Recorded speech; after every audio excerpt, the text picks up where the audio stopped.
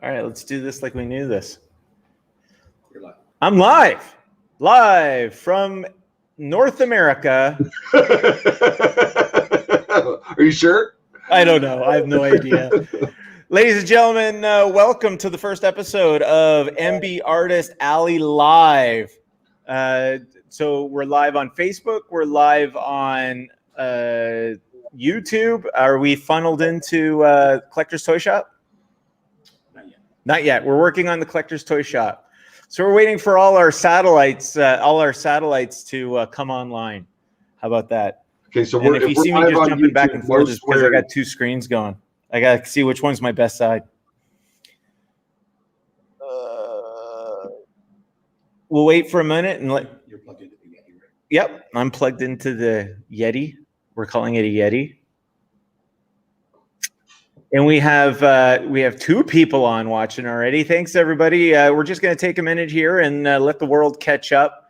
We are coming to you from YouTube, Facebook, and pretty soon we're just working our way into the Collector's Toy Shop. Bada boom. We've already got Chad Hardin and Jaime Coker live and streaming with us. And once we get into the Collector's Toy Shop,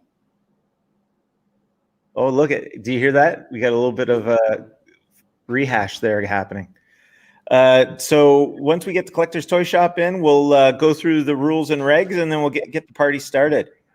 Okay. So you said you're on YouTube and Facebook. I can see myself being played back. There's a delay on YouTube. Yeah, you should want. Yeah. Oh yeah, you're right. But we have 5 people. All right, 5 people. We're starting with 5. That's a good start. And once we get into the Collector's Toy Shop, hopefully we'll get to 7. So let's. Oh, Miss Delgado has joined us. She is tucked in behind. Hello. Yeah. Francine, do me a favor and tip your camera down a little bit so we can see the pearly whites. Unfortunately, we're still troubleshooting this technology. Oh, look there, it's gone. Perfect. There we go. You're good. Okay. So every once in a while, we'll pop up those images so that the people at home can do a little shopping. So this is going to be kind of unique. This last week we did a dress rehearsal, and we had 6 people on, just basically yelling at each other. So it must have been just a touch better than a regular United Nations meeting. But this is our first official stream. We're still going to try to figure some stuff out. As you can tell, we're already one step up from last week because we have name tags. Woohoo! Last week, nobody knew anybody. And this was, Francine, you can take full credit from that. Are we muted, Francine? Can you hear me? I can hear you, but I don't know if you She's guys... muted. Oh, man.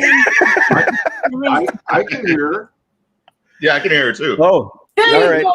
you go. No, everybody's muted. What'd you do, man? That's right. It's just Steve. Everybody else is cool, ready to rock. Yeah. You guys talk.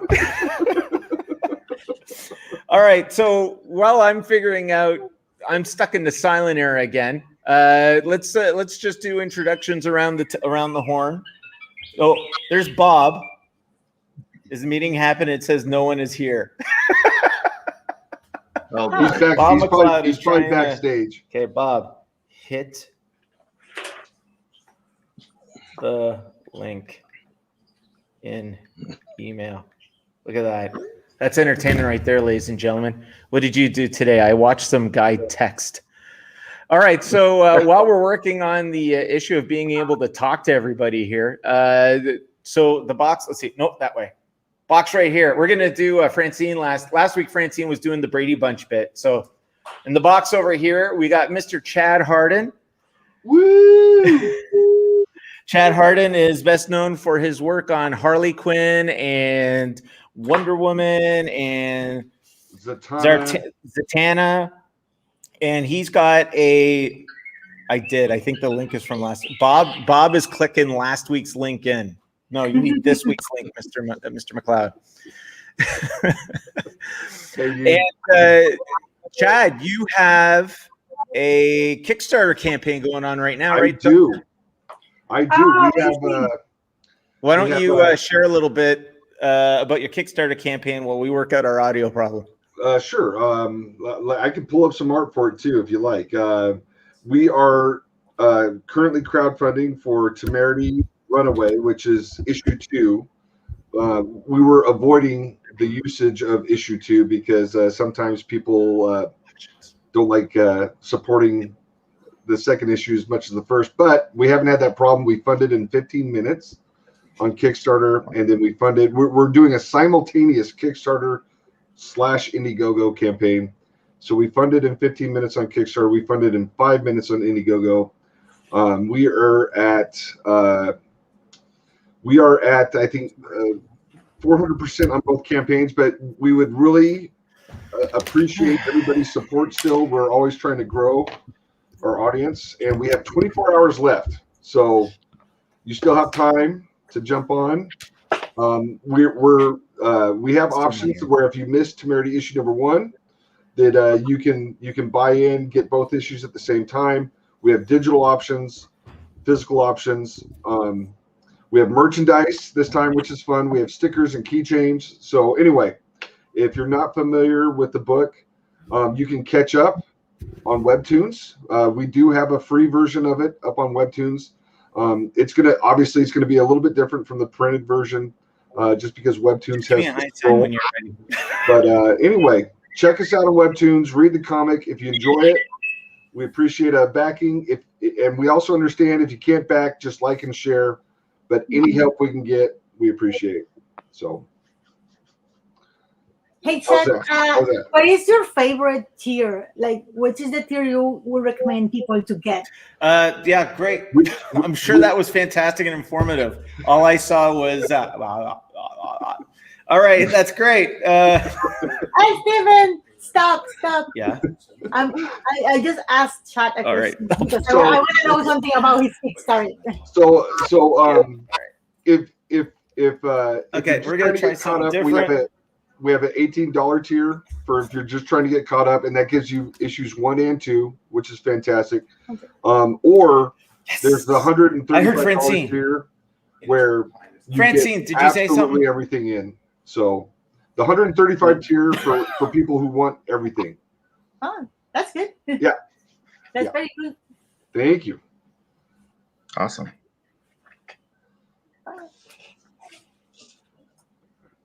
Okay, should I keep talking? Just Jamie, what are you up to, Jamie? Oh my gosh! Well, I'm just getting ready for a show this weekend. I can't. I can't hear anything. With everything going on, it's a little nerve-wracking, but they're taking a lot of safety precautions, masks. They're distancing all the vendors. They're limiting the amount of people that can come in and everything like that, which is actually really nice. I don't think I've ever bought so much hand sanitizer in my entire life. But at the same time, I also kind of so Joe, let us know how it goes. I can't hear anything. And make sure you double mask up. Oh gosh, I'm probably gonna wear 3. Okay.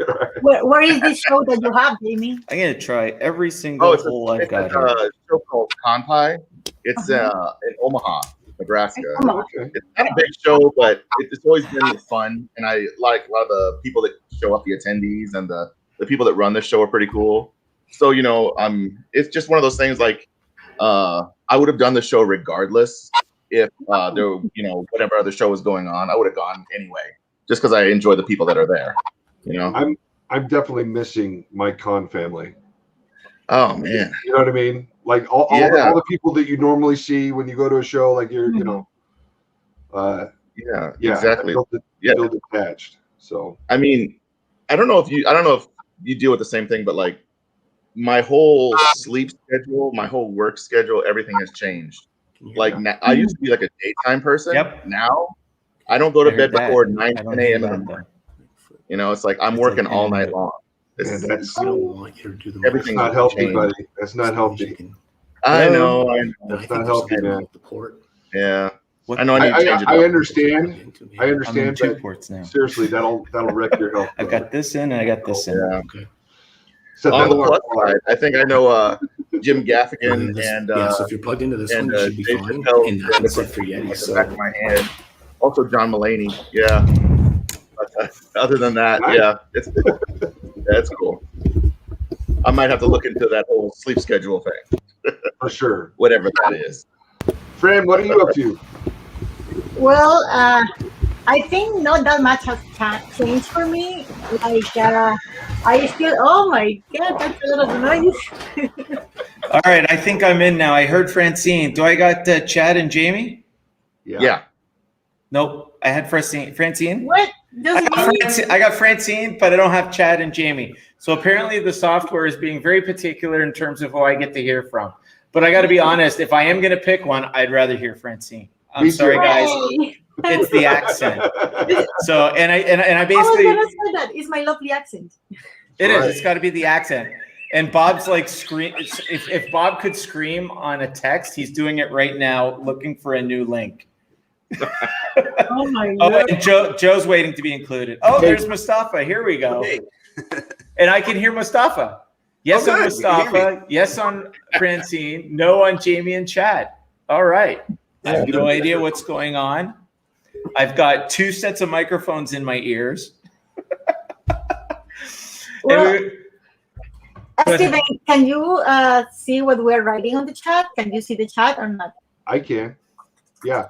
Waiting to join. Yeah, Fran, I can hear. I see the chat. Joe is waiting to join. Come on, Joe. Turn the camera on. It says Joe. I see a big black spot. Huh? That's Joe. Joe, I need you to check your settings. It looks like that we have a big black box, just nobody in it to talk to. So just check your options, sir. Jamie, Chad, try jumping out and coming back in. That might help. Oh, really? Okay. Jumping out? All right. All right, here we go. All right. And for the 9 people who are here, thank you for your patience. This is our first episode. Last week we did a dress rehearsal and we kind of figured it out. And I think we tried to do a little too much this week because we broke it again. So Mostafa, how you doing, sir? Oh, I'm doing good. I'm doing good. How you guys doing? Well, it's good to hear. It's good to hear. Oh, there's Joe. Oh, we have Joe now. Joe is here.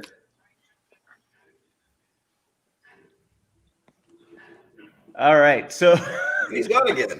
He's gone again. So while we play, Chad, can we hear you though? I can hear you. I can hear you. There you go. I can hear you. I can hear you both. All right. You see, this is the problem. We shouldn't have invested in beta software. You know what though? What were your alternatives? Like thousands of dollars, Microsoft Teams for $1,000 a month? No, thank you. Yeah. And Bob is still yelling. He's yelling in terms of text form, but it's coming out in R2. So if you could do me a favor, are you able to send out a new link to Bob? A new link? Yeah, he says that he clicked on last week's link. Bob, if you're watching, you should have gotten the link this morning. Oh, there it goes. No. We're in the future. Yeah. You can do it, Bob. I have faith. Everybody clap for Bob. It's like Tinkerbell. Oh. Come on. Tinkerbell. I believe in fairies. All right. So apparently Bob didn't get it because you don't have Bob's email. It's McLeod . Oh, I can't do it over the air. No, don't say it. No. I'm like, let's say it over. Let's say it. We're gonna say it over the air. Bob's phone number is 555. And he lives at this address, and his credit card PIN is. Come on, Steven. 555 902 1234. It's the same phone number, like someone would, like the combination of somebody's luggage. All right. Okay, let's do a reset. We're 18 minutes in, and I don't think we've gotten anything on my checklist. Okay, so I have an idea. Maybe for next time, I'm just saying, just so we don't have this thing, you give your checklist to somebody else's too, in case that something go wrong in your end. Some other person can ask the questions or something. I don't know. Francine, stop being logical. We'll let Fran DJ. DJ Fran in the house. That's right. We'll get her some fancy microphone gear and. All right. Hey, why can I say that? I like to ask questions. All right. Well, I'm gonna get Regan here to try to loop in Bob and probably help Joe. If you can get him through Messenger, that probably would work. So just to let everybody know, behind the camera, we've got Regan frantically running around, hitting buttons, trying to make things work, and we've got the lovely Jamie, who's the actual brains of the outfit. So Jamie is going to keep an eye on the comments. So anybody out there in Streamland, if you have any comments, feel free to drop it in. And Jamie will be monitoring and dropping any questions you may have here so we can see it and respond. And also, oh, look at that. Magically, we have 9 exclusives from each and every artist on the MBartist Alley. This is our series 1. And we'll walk through them all. But if you see one that you guys like, just drop in, claim, and whatever one you want into the comments, and the lovely Jamie will take care of you. So you'll see scrolling across the bottom, we've got available 12 by 18 fine art for $20. We got 12 by 18 platinums for $40, and then we get into our canvases. And I got some examples behind me. There you go. You can see the scale of the canvases for the MB Art Switch. And the lovely Mr. Bob McLeod has found the email. How you doing, Mr. McLeod? Hello, can you hear me? I can hear you. That's awesome. This is the first time I can actually hear somebody without having to go through technical difficulties. It's amazing. I can hear you also. Yes. That's amazing. It's true. We found the any key. I think I can hear everybody. That's awesome. And then there was 6. Joe is floating somewhere out there in the ether. That's the best place for Joe.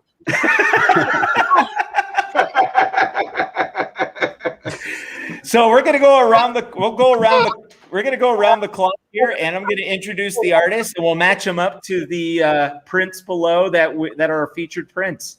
Going that way, starting clockwise. The lovely Francine Delgado. Hello, everybody. Animator extraordinaire, and she's going to be an art director on a very famous IP that I have begged her to let me do a drawing of so I can tell my kids I'm working on that show. What is the show, Francine?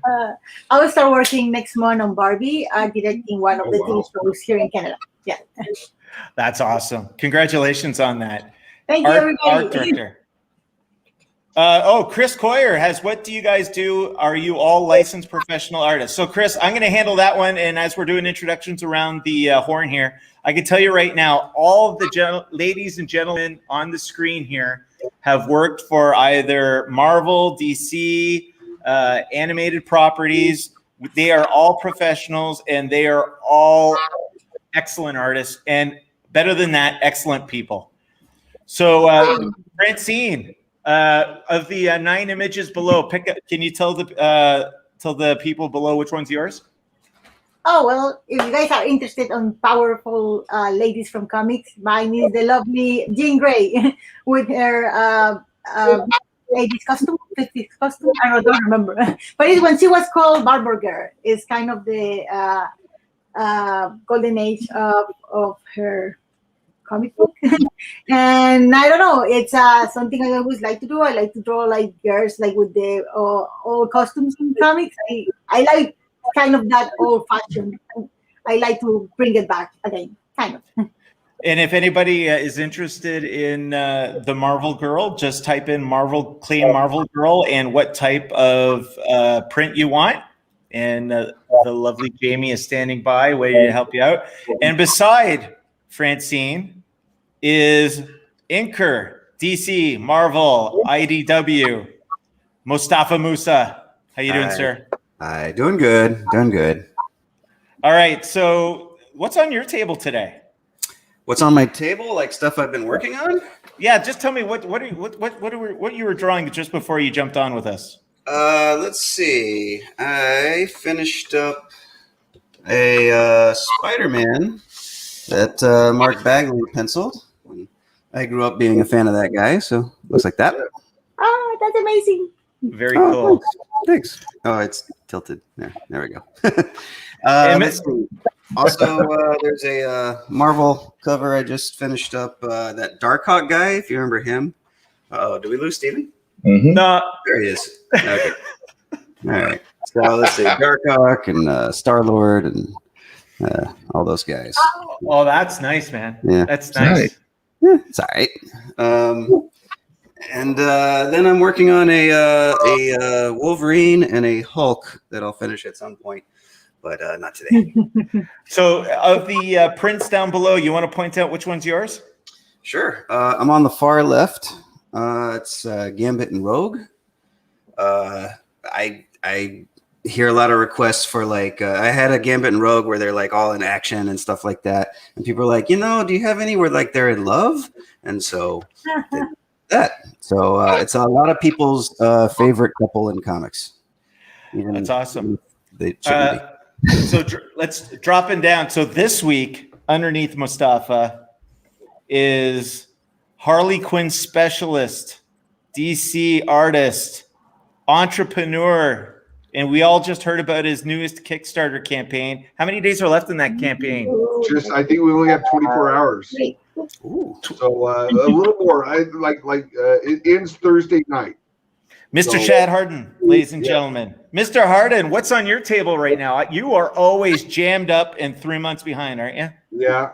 I got so right now I'm working on a digital painting that I sort of named the digital the Sons of the Harpy. Just reminds me of that scene from Game of Thrones where they're closing in on Daenerys, but it's completely unrelated. It just sort of looks like that. It's a demonstration for my digital painting students. And then I have a commission of Hamiko from My Hero Academia going. And then I'm still doing pages for, I'm finishing up the last pages of Temerity 2. And then I'm also working on a book with Jimmy Palmiotti right now. So, Awesome. yeah, got a lot of stuff, a lot of pokers in the fire. That's how you got to do it as an artist. That's how you got to do it. You gotta. All right, go good. sleep. All right, good, sir. One of these 9 here is yours. You want to point yours out, sir? So yeah, here, let's see if I can do it. There we go. Right there. So yeah, I did a earlier version of Harley in this exact pose when I first started Harley. It did not age well, in my opinion. It's been my #1 selling print, but as an artist, you don't like living in the past, and so I updated it, swapped out the Joker card with the Ivy Queen of Hearts card, and anyway, it's just it's a revisiting of an old classic for me, and hopefully it will replace the old Harley print as my #1 print. That's the goal. Awesome. And then going this way. Oh, wait. I this just way. wanted to mention that it's not that we are so silly that we don't know where to point. It's like this is awkward. So when you think pointing that way, that's why we are like, oh yeah, over there. Yeah. Yeah, but if the people who know us might say that we look better backwards. I know I do. I should turn around right now. Can you get us in the toy box? We sent it to her. We're just waiting to see if she'll accept it. Can you text her? I don't Okay. I just got an update that John is waiting backstage to come through. So before John jumps on, underneath Miss Fran Delgado is Mr. Jaime Coker, pop artist extraordinaire, always on the go. And if I may say, the hot villains lineup that's selling briskly at our auctions. Mr. Jaime Coker, how you doing, sir? I'm doing quite well, thank you. I don't know. I'm trying to do my radio voice. I don't think that's working so hard. No, it's been great, man. It's basically just doing my thing or trying to do my thing. Oh, John's on. I see. John's in the house. Nice. We'll get to John in a John's in the second. Yeah. We're gonna let John figure out. Remember last week, John had some technical issues and a wardrobe malfunction. So we'll let him figure that out before we ask him. I promise not to speak of that. Ever. Hey, besides, hey, it's a leather boost, Jay. It lifts and separates. If it makes you feel any better, the comment that my wife dropped in the comments says, "Hey, Steven has the same pair, so don't worry about it. You're in good company." So well, that's where I got them. No wonder they're a little tight. Mr. Coker, what's on the table today? I just finished a sketch cover. It's a Doctor Strange cover, an homage to that old Superman with Darkseid and Supes, but this one's Doctor Strange and Thanos. And then I am working on some artwork for some games that I was commissioned to do artwork for. One's a Dungeons and Dragons type game, and the other one is a vampire Dracula game, which I'm working on. So busy. Very Very cool. Very cool. And of course, everybody who is watching, and right now we see we're at 4. Can you do me a favor, Jamie? Are you able to contact Vicky and ask her? Oh, you got her? Okay, awesome. All right, we're trying to get into the collector's toy shop. So the Villains Shredder was released last Friday, and we already got a wait list for that one. And we're going to circle back and talk about that a little bit and throw out a question to everybody because I'm very curious because Jamie had a very interesting experience happen over the weekend, which finally got resolved today. But we'll circle back to that. Can you give us a sneak peek? Who's after Shredder? Oh man, do you want me to just come out and say the name, or do you? Just do it. Let's do it. Exclusive. It's an exclusive. Okay. The next one is going to be Hordak and She-Ra. Ooh. And we've got a very we have a very cool conversation about that. And we'll expand on that once you start getting into roughs and everything. Now, if I can get Regan to just pop up the images, we're going to cover John for a second. Which one's yours, good sir? Me? Let's see if I can do this. Oh, I'm not on screen. Oh, yeah, Skeletor. Skeletor. And there you go. That's right. So if you guys are interested in Skeletor, that is the first of Jamie's villains lineup. And it's available. And as you can see, the pricing scrolling down the stream, all you got to do is claim Skeletor and which size art print you want, and Jamie will take care of you. All right, moving on. Beside, he's been waiting very patiently. Right down there, Mr. Bob McLeod, co-creator of the New Mutants. Hello. Hello, everyone. Bob. How you doing today, Mr. McLeod? Very good. I just wanted to say hi to all the other artists on here. I haven't met them in person, I don't believe. Maybe Mostafa, did I meet you before? Might have been at a show years ago. Yeah, I'm not sure. Might have met Jamie before. You look a little familiar.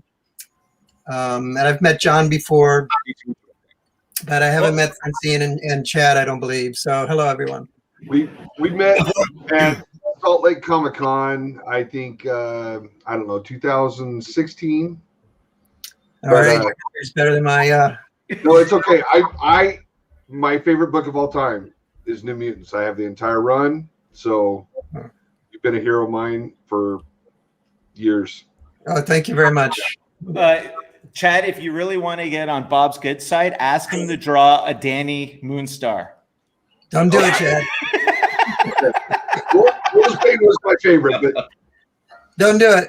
Okay, all right, never mind. It's a trap. Thanks, Steve. Well, like, hey, here, Chad. Actually, I set you up on purpose for a segue because I'm about to ask what's on Bob's drawing board. Yeah, right. Well, you might recognize these guys. There we go. This is a commission for a fan I did recently. And as Steve knows, pretty much all anybody wants from me anymore is this lady. Oh. I've been doing a lot of those. Those are two I just did recently. And back here,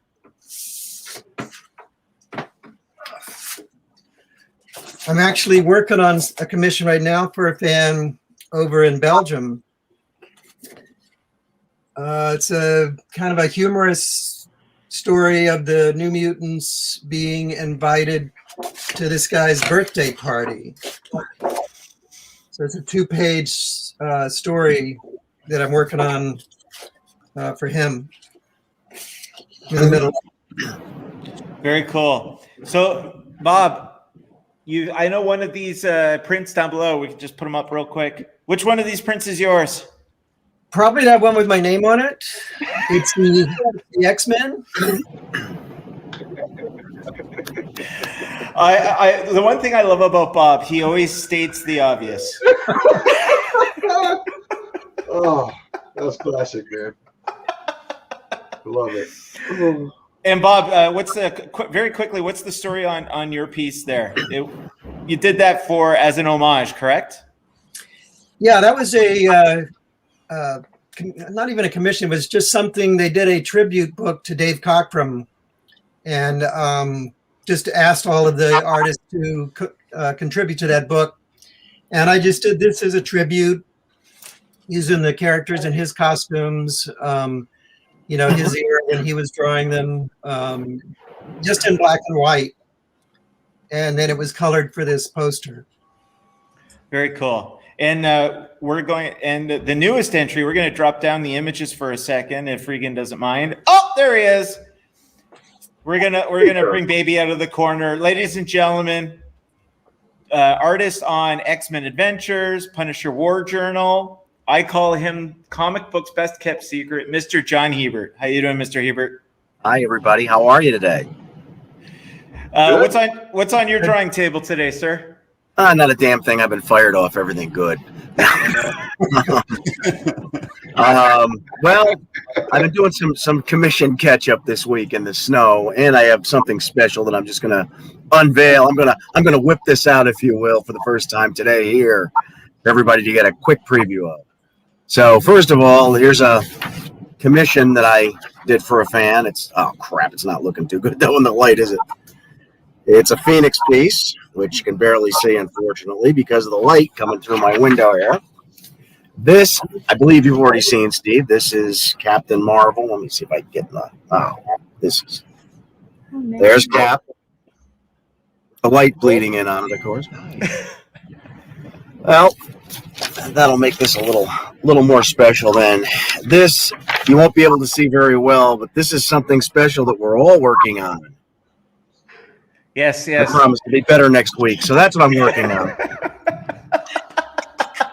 It's just tough getting on this darn computer, and you know, we've got it in my I'm actually talking to you from my bedroom upstairs here in lovely, way too sunny New York, believe it or not. So that's what the technical issues are today. It's the lighting, damn it. We all have our technical issues today, trust me. And John, which one of these 9 below is yours? We're gonna flip them on. Can we flip on the? Okay, the music. There we go. Right there, Fantastic Four. There you go. There it is, Fantastic Four. And John, what's the quick story on your piece? I always loved that cover. I mean, it was obviously, I think, when John Byrne did the original, I think it was obviously inspired by Star Wars: The Empire Strikes Back. It's, you know, totally a cockpit riff from the Millennium Falcon, but I just thought it was. I never thought it had the personality of John's later stuff, so I wanted to do something a little bit more in line with what I felt he did with his major run on the FF, give them all their own body styles and shapes and personalities and whatnot, instead of all of them just looking like Captain America and Wonder Woman. So that's what I tried to do, and I think it was a pretty successful piece, and I really like it. That's awesome. Just a second.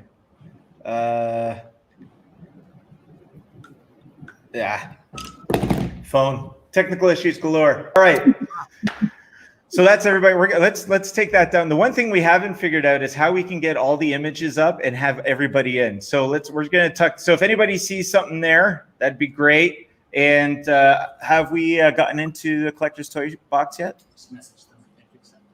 Okay. They have to accept it. We haven't been accepted yet in the collector's toy shop. So, and can you switch over to the comments? You said something? It's been accepted. Oh, it has? Oh, so we're up in the collector's toy shop? Oh, There's a link. Can you go in the collector's toy shop and just see if we're live? Okay. All right, cool. All right, so, oh, there we go. Now we can see everybody and all the stuff. Joe says I'm still here. Oh, how can we get Joe in? How can we get Joe in? Still here, damn it. So much technical difficulty, such little time. All right. Okay, so I want to bring up a situation that happened over the weekend. I just want to see if anybody else has had the same issue. Jamie's been doing a series of villains. So each month he's been picking a villain. He did Skeletor, Cobra Commander, Mumra, and his next one was a Shredder piece. And we unveiled it for the first time on Friday. And we only had one, and it sold like right away. And then we had 3 other people ask if they could get one as well. So they went on a wait list. So, and then literally the very next morning, we found that his piece, someone took an image from his Instagram and plugged it into their website and was offering. Has anybody ever had artist theft? All the time. Oh, yeah. Wow. So the best thing to do is just to contact an administrator and see if you can get the website shut down. And that's the good news is after a little bit of back and forth, he was able to achieve that today, and we were very happy. Jamie at first was very upset, understandably. But you know, the one thing I told him is that, hey, take it you can look at it away in terms of your piece is so popular, someone tried to capitalize on it. So that was something that in terms of moving forward, what's the best way to go about it? And I think that might be some piece of advice that other artists might want to know is when you see something like that and you see your hard work pop up on someone else's website and they're trying to capitalize on it, what's the best way to go about it? And Chad, you're saying is you just got to contact an admin and go from there? Yeah, well, what you do is you turn your fans on them. You get on your social media and you let everyone know, and because what will happen is if you get on your social media and say, hey, this person's stealing, you know, help me get them shut down. Because what will happen is everybody on your social media will contact Etsy or I don't know, you know, where this person was selling this, but you know, if one person complains, they'll ignore you. You get a couple hundred people complaining and they'll shut it down real fast. Mm-hmm. So, and you can also, if it's a store like Etsy or Kickstarter, you can contact them, let them know. You know, if it's your artwork, you own a partial copyright to that artwork, and you can have it shut down on that basis too. And hopefully that will get their shop permanently closed. And if you have 3 violations on places like Etsy, they'll shut you down for good. So yeah, there are steps in place to. Okay. Awesome. Yeah. Yeah, that's good, and I think that's for everybody who watches this. I think that's good advice as well. Jamie, go ahead. Oh no, I was just gonna say I'm just thankful that I didn't have to like go too far with it. I think it was like maybe 4 or 5 emails total sent, and I had to like send some images along with the emails saying, hey, look, here's me holding the original art. Hey, here's me posting on social media. You know, can you please remove this now? But once I sent that last email, they were just like, we're pulling it down immediately. Thank you for your patience, everything like that. And so I thank them for their professionalism getting it taken down. I just feel like I'm gonna have to like watermark everything now or crop the heck out of everything, you know, so that they can't even, I don't know, find some way to manipulate, you know, take it and put it anywhere. Because I mean, what's crazy was they took it from Instagram or Facebook and they put it on this page. It was something like a Redbubble, but it was called Tease Donna or something. And it was so distorted and of such a crappy quality that you just knew, like, yeah, you took this from some website or you screen capped it and put it on there. And now someone's gonna buy this thinking it's whatever when it's the worst quality ever. But thank God it was just a matter of just a few emails. Yeah, I think Chad gives some great feedback in terms of if you do come into something like this, to just flip the script and get your fans on it. Mr. Joe Rubinstein has joined us. I think there's somebody at the door. Oh, hello. Mr. Rubinstein, how are you? I'm okay. I'm not. I'm frustrated that it took so long to get on. Yes, but look on the bright side. You get to make a dramatic entrance. I can't do it Behind the pictures. It's not in my DNA. I'm going to keep working while I talk to you people because I got work to do. Okay. All right, that sounds good. Well, let's introduce. He is artist on pretty much your entire childhood. Infinity Gauntlet, first appearance at Gambit, Wolverine limited series. And what's on the table today, Mr. Joe Rubinstein? A lot of work. Batman. Mr. Hebert, do you see that? It's the Batman. Yes, I do. And of the over 400 artists I've ever worked on, Alan Weiss is the hardest. I'm doing a 5-page Alan Weiss job, and I'm going to do it casually while I talk to you people. Sounds good. Sounds good. Right. Oh, by the way, I want to publicly apologize to Bob McLeod for stealing his style and ruining it. It's all right, Joe. Okay. The money, the check's in the mail. So Bob, does that mean he just saved you a call to your lawyer? No, Joe I think is being a little facetious there. Ooh, college good boy.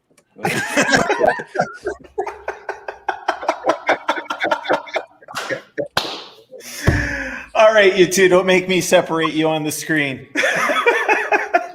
Well, So luckily, we're already Bob, separated. Bob, nobody told us this was hat day. Can you go get one to fit in with the crowd? My hat's downstairs. I'm going without it. Okay. There we go. Zach, make you feel better, Joe. There you go. Yeah. Okay. All right. Gene. Nobody take off their hair if they don't. Well, that's the problem, is that if we all do it, there might be so much glare. It'll be like being in John Hebert's living room. Bedroom. Notice it's changed, though. The sun has moved. Yes, we're letting not just everybody down, but the sun as well. All right. So everybody has pointed out their Series 1 images below. And just to remind everybody, let's just pop it up real quick. Are we able to pop up the images and then put everybody on? There we go. And Joe, yours is, of course, the Wolverine, which is on top of you. Yep.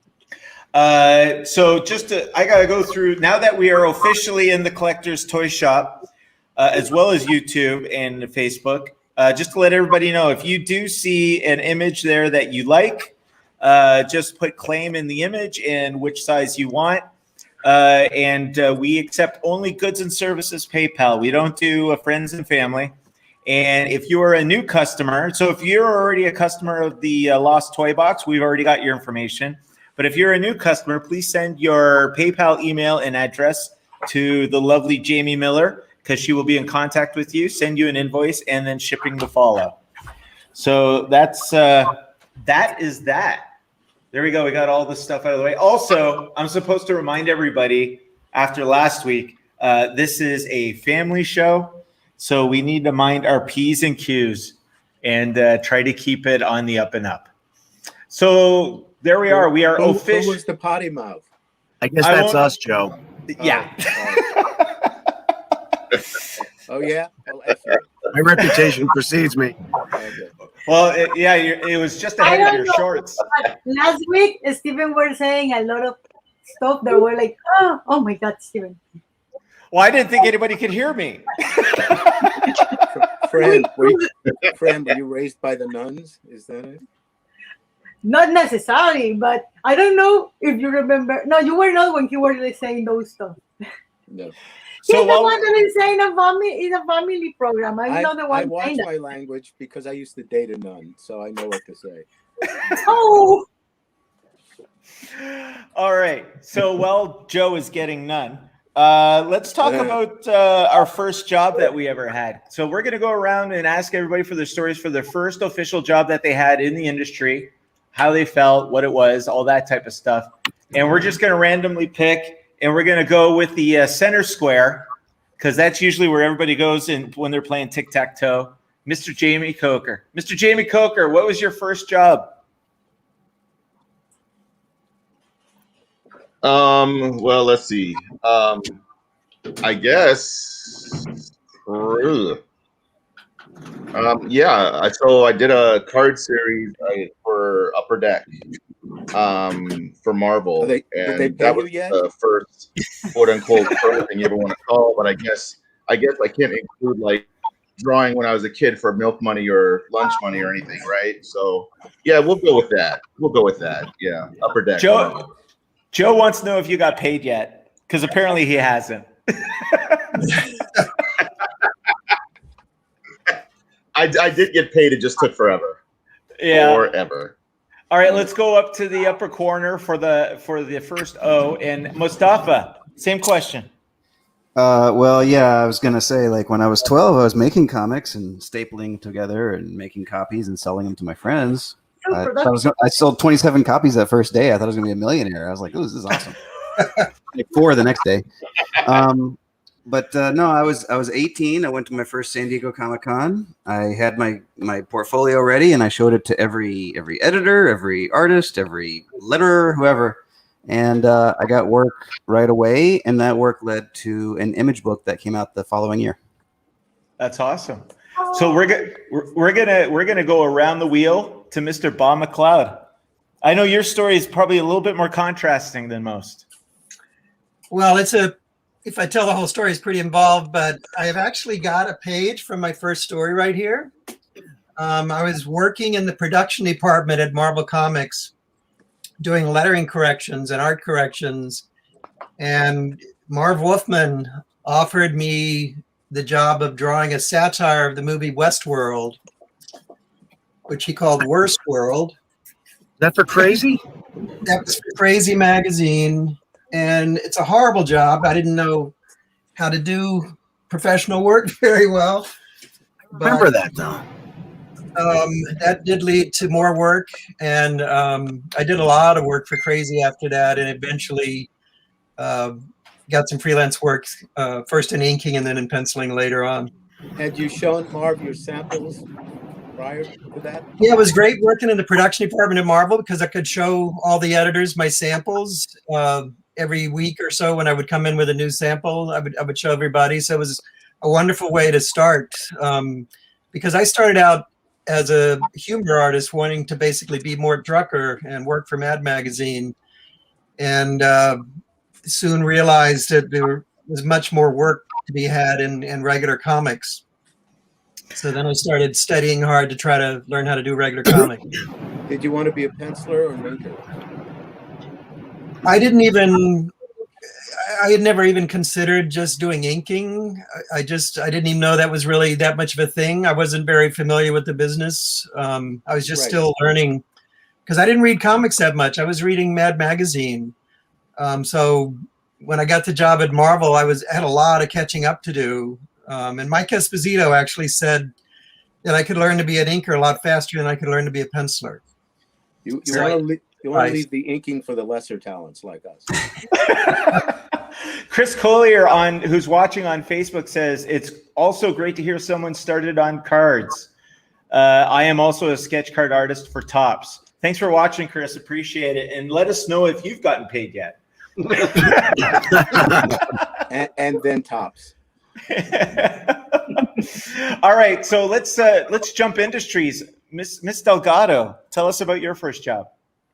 Well, I was thinking about my first paying job because I also did some comics, a lot of comics back home, but there were not like paying gigs. We're more like, you do this book, we put an anthology together, and we sell it, and when we sell it and get money, we give you money. Or I did a couple of works for some editors that contact me online, and it was like the same thing. Like when we sell the book, we give you money. So a lot of those before and that never pans out. Of course, I give them their art and they never give me the money.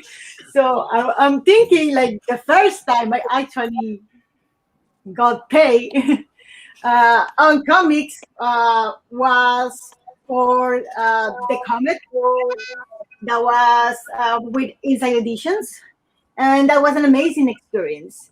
And for animation, the first big job that I have was working with Monster High with Mattel, designing for some of their movies. So I was designing characters, and that was pretty cool. And for animation, I have always been paid for. So interesting. I don't know if that happened to any of you. Like, you get one of those works when you do the work, and then when they sell the books, they give you the money, but they never give you the money, because it happens to me a lot. Did you say did that ever happen to any of Jews? No. Probably that's what everybody else understood. Oh, I'm sorry. I'm from Brooklyn. So Chris Collier did respond. Yes, he did get paid eventually. It just took. Eventually. Mr. Chad Hardin, talk to us. Still coming from Joe's comment here. I can just see. I can just see the Twitter, the angry Twitter feed just exploding. What on Twitter? The angry mob. Oh no. Okay. So yeah. The Capitol. Okay. If you want to get paid in comics, make sure that you have a contract, and make sure you get paid on the front end and not the back end. Back end is synonymous with never getting paid. But yeah, so I had plenty of back end comic deals when I was trying to break in. My first paying gig was I did a graphic novel for Boom Studios that shipped exclusively with Warhammer Online, and I illustrated the books for. I did Dark Elves and High Elves, and then I did the layouts for like Chaos and one other army. But I think that was the first time I got paid for comic work. That's awesome. All right, so since he's just a stone's throw from you, we'll ask Mr. Joe Rubinstein. I just want to say that while Chad is completely right, I have used my back end to get paid occasionally.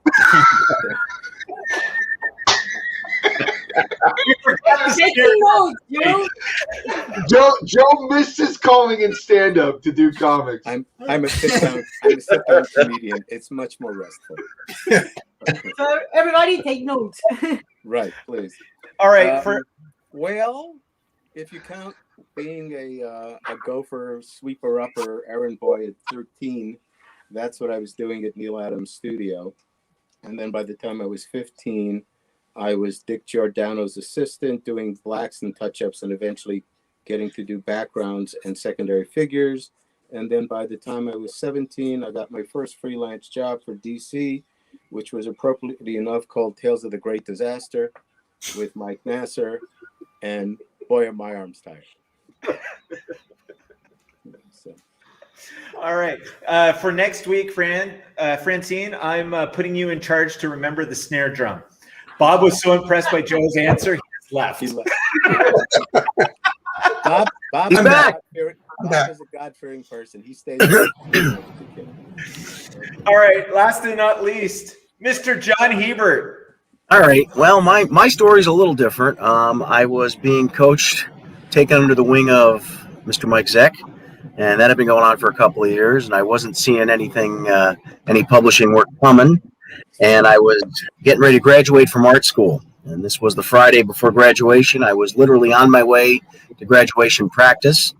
And I stopped into my local comic shop, Fanico, here in Albany, pick up my weekly Mind Decay, because for once in my life I was running early. And as I stopped in, the guy behind the counter who ran the place said to me, "Are you still drawing?" "Yeah." "Get ready to graduate from art school this weekend." "Why?" "Well, we're going to be publishing again, and we need somebody." "Really?" So they had gone in and out of the publishing business a few times. Fanico, I'm sure you may remember or may not. Bill Black. And, what's that? Bill Black, those comic books? No. Fanico, Tom School. They had Perez and some of the other guys doing some stuff for him occasionally. So I said, "Well, yeah, geez, you're publishing. Let me get my portfolio. Let me show you, what I've got." He said, "No, that's okay. I can take a look next week." I'm like, "No, I'm not throwing this chance away. Let me run out to my car and get the portfolio." So Ran out to the street and realized I had my grandmother's car. I didn't have mine. Portfolio was the back of my legendary Camaro, identical to the one Bob Smith drove all those years. Back home in Wineskill, which is about a 20-minute drive from where I was. But, you know, when you're seeing your first published work possibly slipping away from you, you can make that 20 minutes in about 7. So drove out to Wineskill, got the Camaro, went back, showed him the portfolio. Basically, long story short, got hired to do my first published work. I'm at graduation practice getting shushed because I'm telling everybody I just got hired to do my first professional job. That's awesome. It was awesome. And I had a pencil ink, get somebody to letter it. I ended up co-writing. It was a 2-part thing, and it was really, really good. It was a good experience, and I did get paid, and fairly, I got to say, despite what some people who are now mega stars say about that company, oh, slave labor, bull. I took the job on a handshake. I was paid what I was promised. They were honorable people, and I will say that till my dying breath. So That's awesome. it was a book called Sold Out. It was a spoof on the comic industry, and it was a heck of a jumping on point. Thank you. From YouTube, Save with Steven wants to know, what would you guys consider to be the worst? Sorry, I can't read. The worst and or best adaptations of a comic book character to live action movie film. Chad, you want to take that one? No, I don't. All right, who wants to grab that one? Probably Dolph Lundgren's Punisher. It has not aged well, but we were excited. We were excited to see it when it happened, right? Mustafa. Yeah. Actually, yeah, Dolph Lundgren wasn't that bad as Punisher. He had the black hair and everything. Yeah. And he was looking at Zek's facial poses. Ray Stevenson actually was a pretty good Punisher too, but nobody liked that movie. I thought it was a good Punisher as well. Yeah. I like the actor. I like the actor a lot. Yeah. Yeah, I actually liked that. I actually liked that movie. You know, I mean, for me, I thought Michael Keaton kind of nailed it, but I was in 4th grade. So he didn't look like Batman, but he acted like Batman. And for, you know, everybody says like stuff about Ben Affleck and his performance as Batman, but in the suit, he's the first guy to actually look like Batman. Yeah, he was ripped. Yeah, he is. I think he was fine. When he takes out 30 guys in like 2 minutes, like that was Batman live action. Yeah, you believe it. Steven, everything else about it was not great. Steven, this is a softball question for Mr. Bob McLeod. Oh boy. I don't know if I should touch this question. I'm going to take a hard left and say I liked the first Iron Man movie. I thought that was really well done. And if you want to know what Bob really thinks, feel free to go see an old podcast on YouTube on Comic Vomit. Yeah. And the good news is they did fix his name for later releases. Is that right, Bob? Oh, good. It is true, yes. And they thanked me for something. I'm not sure what. Did they mess up your name in the special credits? Originally, yeah. That would hurt. That would hurt. Yeah, it did, but I got over it. Okay, good. Yeah, lucky for him, the movie got released during COVID, so it was playing at theaters nowhere. Saw it anyway. That was the first movie I went to watch when we were on COVID. Oh, yeah, same here. Yeah. What did you think? I loved it. I loved it. I felt so sad because it was the first time I went back to the theaters. Like, really? So, Fran, is that your answer for Steven's question? Well, I guess this one is the one that I like. The best. That's for the worst, maybe. I don't know. But I really like the adaptation they did of Blade. Maybe you don't like it, but I love it. I love seeing Blade. Like the first one and the second one. I really like the Blade movies. Who hasn't tackled this? Joe, do you have any input on this one? I seem to remember being disappointed by Stallone doing Judge Dredd. That's a good one. That was a horrible movie. Excuse me. Yeah, exactly. Yeah. I am the law. I'm the law. Watching Avengers Endgame, the highest grossing movie of all time that I don't have a piece of. When Thanos was fighting the Avengers, I was very charmed by it because it looked like the closest I'd ever come to one of my comic books coming to life. Where when they did the Wolverine in Japan thing, it was barely the story, and it was like a James Bond movie, and it was disappointing to me. But Thanos fighting the Avengers was quite great. Plus, I thought both parts were great too. Well, if I can jump in on this one, for me it was Transformers. I remember Michael Bay basically ruined my childhood, and that's all I have to say about that. Multiple times. For a second, I thought you were gonna say that was your favorite, Steven. I was gonna slap you in the face. Oh no! If I want to see a movie about people that's titled after robots, I will go see that movie and then get nauseous halfway through it. I swear to God, the Blair Witch Project was more stable in terms of camera movement than those movies. Hey, so what did you think of Bumblebee then? I actually liked Bumblebee better. I did too. Yeah, it wasn't horrible. Yeah. It was a nice, quiet little movie. Awesome. Yeah, and I love that he was a Beetle. Yeah. I thought they really nailed it. Yeah, but if you watch the Netflix Siege shows, that they're really trying to nail it, and they're so close. They're so close, but it's like a far cry from what Michael Bay did. Anyways, thank you very much for that question, Save the Steven. We appreciate it. Josh Paxton says, "Hey guys, DC." No idea. Thanks, Josh. Here's one from Germany. Can you click on the Germany one?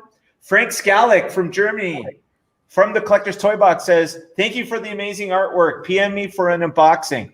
So just to let everybody know, we've finally got these lovely MBartists with all the artworks work, and they've started going out. And we're encouraging everybody to send us unboxing. You send us an unboxing of this, we will send you a thank you art print from one of your favorite artists on the screen here. Though if they're not here, they don't count. So this has been going over really great. Guys, I can tell you, I actually had a phone call yesterday from someone that bought one of Jaime Coker's Cobra Commanders. And he said, "Steven, I'm literally calling you 5 minutes after opening this box. I was so impressed with it. I look forward to getting more." So here's my question to you guys. I know a couple of you haven't had a chance to do your unboxings for us, but what were your thoughts when you opened it up and saw your artwork on one of these babies? Francine, let's jump to you first. I'm still appalled. That was amazing. Like, I think I have told you this so many times now, Steven, but I'm in love of the quality of all the products MBartist is printed. Like, the canvases are amazing, like everything, like from the box that came in, the paper that you put to wrap it out, but then when you actually get the canvas out and see it and feel it in your hands, you're like, holy cow, this is amazing. Like all the little details. It has like a little tag on the side, and even the little tag over there is like, that's quality. It's like high quality print.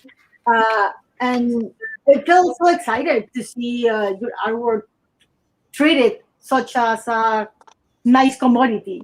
It's not the same that have it printed on a, I don't know, Costco or something like that. It feels very amazing. Like if anybody have not being able to see it, maybe on the unboxing videos, you cannot actually see the materials itself, but you can see people's expressions when they open it, and they don't know they are gonna get that. You think it's just a normal print or whatever, and when you see the material, it's really great.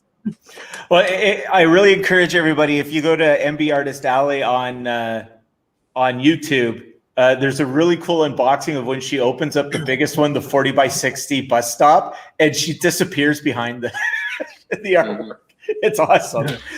Bob, so we actually got your unboxing, and you did it with your lovely wife, and you asked her if number one, have you ever seen your New Mutants cover that big? No, of course not. Has anybody? And at the end of it, you asked if you could put it up in the living room. Did it end up in the living room? No, for the first 30 years we were married, she wouldn't let me put any comic art up in the walls. So you broke I it. finally started hanging some, but that's not going in the living room. No. Okay. So, what were your thoughts when you got the box and you were popping it open? I mean, those prints are really impressive. You guys do such a wonderful job with them. It's amazing how clear they are for the size. Because sometimes you can kind of get pixelated or whatever if you try to go too big, and there's none of that. They're just very beautiful prints. We have Anna Paula Polak from Facebook says, I loved how the package came, and when I bought one of Fran Delgado's piece, so beautiful. Oh, Fran, fan out there. Anna Paula, which piece did you get? Let us know. We want to know about it, and send us an unboxing or a testimonial video and post it, and we'll send you another free print of Fran's. Can I point out that the great names of Bob McLeod and Chad Harding should star in a Western. Right? and Hebert and Rubinstein should be accountants. I mean, I'll pitch it to Jimmy right now. With guest star Fran Delgado. That's the cast. All right, here's another one. DC's three I jokes. love those comments. Are so random, but they make such a good point. Well, drugs are a terrible thing to waste. I'll stick with Sharpies. Josh Paxton comes back and says, DC's Three Jokers was really popular last year. What character story would you most like to be a part of, capturing multiple personalities or versions? Ooh. Jamie. The first thing that comes to mind is Marvel Sentry. That's what comes to mind first. If they could somehow incorporate that, I think that'd be pretty cool. Mr. Hardin. I don't know.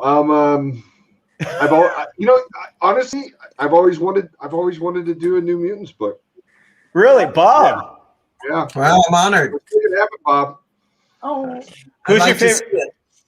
So give us a pitch. If you got a chance to do a story arc on New Mutants, this is your chance. Marvel's listening. I'm not a writer though. I draw stuff, so you can't ask me about story. You can't ask me about story. Like John Byrne and those guys. Well, that's okay. You're in good class with Zack Snyder. So, in terms of if you had a chance to draw the New Mutants, give us what's the ideal Chad Hardin splash page? Cannonball was always my favorite, so I'd have him like bursting through a Sentinel or something like that. That would be pretty dope. He's fun to draw. It was fun drawing him, Steve. Shameless plug. Yeah, there you go. Hey. They are fun, and I also love Wolvesbane. So, some type of werewolf action would be fun too. So, those are my two favorite. Why is Cannonball your favorite? His visual? Yeah. I thought he was like always sort of like an underrated, underused character. Like, I mean, as far as like character powers go, I mean, the ability to basically just sort of blow crap up and and not have anything hurt you. I always thought that he never really got a chance to go in and just kick butt the way he should have. So Bob made a real point of having each one of those characters be individuals, like good old Lanky Cannon, right? Yeah, I was just gonna say, how would you make their appearance in your style? How do you think it would affect the way they look in your style? Well, my favorite artist is Arthur Adams, and the X-Men Annual number 10, where they did the X-Babies and the X-Men all turned into children, and the X-Men or the New Mutants had to come in and sort of save the day. Like when he and then the New Mutants got their X-Men costumes, like that was I was thrilled out of my brain. That comic right there, I was like, okay, this is what I want to do for the rest of my life. And then I tried copying Arthur Adams for a long time, unsuccessfully. But I mean, honestly, I'm a fan of just the traditional uniform. I mean, when someone asks for a commission and they're not specific, they get the original uniform. So I'm okay with just sort of jazzing it up. But like everyone says, when we go to, and Joe said this with his movie, and this is what Marvel has done perfectly. They leave the movies as close to the comics as they possibly can. They update them, But as far as like, sticking to the original storylines, I think that's what fans respect. I know that's what I enjoy about them. So I wouldn't really want to change too much. I think I would just like to draw it in my style and not really rewrite history with it. So, Hey, Chad, I Yeah. discovered Arthur Adams, so you owe me $1. hey, I'll let him. Did you really? I want to hear that story, Chad. Let's, I met him Yeah, at a I comic want to hear that story too. I met him at a comic book convention. I said, hey, you're really good. Send me samples. I'll bring them around Marvel Comics. I waited like a month. So what shows up? A 22-page Supergirl job. Oh wow. So which is Arthur's thing. you know what though? I mean, if you're new to comics, sometimes people don't understand that Marvel and DC are separate companies. You know what I mean? Like, when you work in it and you're a fan of it for years, but I have students that make that assumption all the time. They don't understand that like Batman and Superman don't exist in the same universe as Iron Man and Spider-Man. They never make that association. So he sent me the 23 pages. I turned them into 3-page packets. I wrote his phone number and address on them. I handed them out to all the editors, and he got a 2-pager from Denny O'Neil that I inked, which never got published. And now you have Arthur Adams in the lexicon. So yeah. there. Well, thank you, Joe. Good job, Joe. I also discovered a couple of others too. That's awesome. Though. I also want to hear those stories. Well, practically every one of my assistants has gone on to have a career. Kyle Baker, Jose Marzan, Tom Christopher. So, I find good people. I work with them. Then they betray me and leave. Let's segue that over to Bob. Bob, in your career, have you discovered anybody that went on after you? I actually have. I met Butch Geiss, Jackson Geiss, at a convention. I think it was in Atlanta.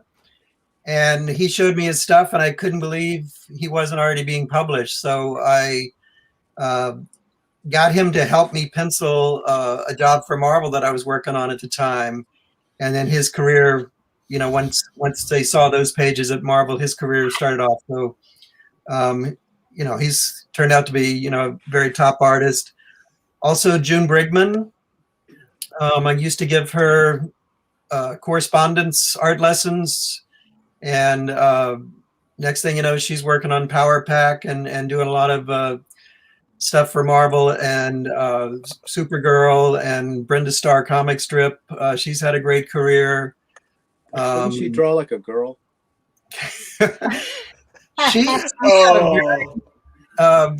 feminine style, I would say, but it was a very good style. She's a very solid artist, very good at drawing horses, which is one of the hardest things for me to draw. So I'm very impressed with June's work. And then John Beatty also used to do backgrounds for me, and then his inking career took off. So we're going to do a reset real quick. If we could pop up the art prints real quick. So guys, we're just chatting with all the MB artists here. We got Francine Delgado, Mostafa Moussa, Chad Hardin, Jaime Coker, Bob McLeod, John Hebert, and Joe Rubinstein. As you can see below, we've got our featured art prints for the artists today. And if there's any there that you like, feel free to put claim in whatever that print is, and the lovely Jamie will take care of you. So just let everybody know, not only do we have regular art prints. Let me just pull a sample of that one up. Oh, where'd it go? Here's Bob's. So not only do we have regular art prints, which has the texture, so that's 12 by 18. We also have, oh, look what's on top. We have Chad Hardin's Harley Quinn carded 2.0. There's the shiny paper. And then if you want to go canvas, we got the 12 by 18. There's the Skeletor. And just to give you guys an idea of change, we have the half sheet. That's 18 by 24. And then we've got the Big Daddy behind me, which is movie poster size, 24 by 7. And it's too big to bring up. It's actually anchored to the wall back there. We even have the bus stop 40 by 60. So if there's anything you guys see there that you like, these are our featured prints. And every week, if these guys still come back next week, let's hope they've had fun today. we'll have a new set of featured art prints by these artists. So these are the. You gotta plug your camera in. You're about to die. You're getting a low battery warning. Oh, you, we're thank doing you. a back.